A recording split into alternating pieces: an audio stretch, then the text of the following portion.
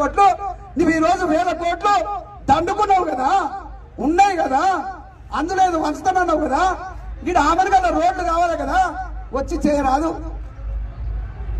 సందులోకి వెళ్ళంటే నేను దొంగలాగా పారిపోతున్నానంట. నేను ఎవరిని జోలికి వెళ్ళటోని కాదు.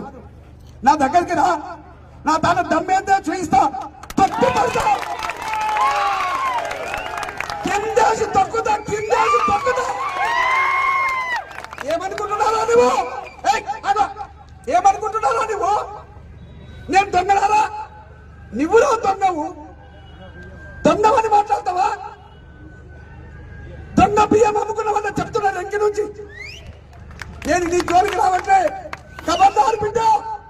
ఇందకు వస్తావు, తొక్కుతా, కిందేసి తొక్కుతా.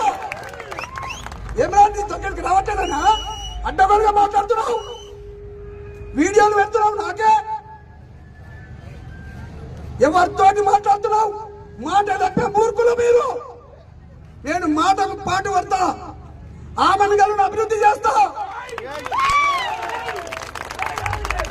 నాకంట ఇప్పుడు చాలా మంది పోటీ ఉన్నారు.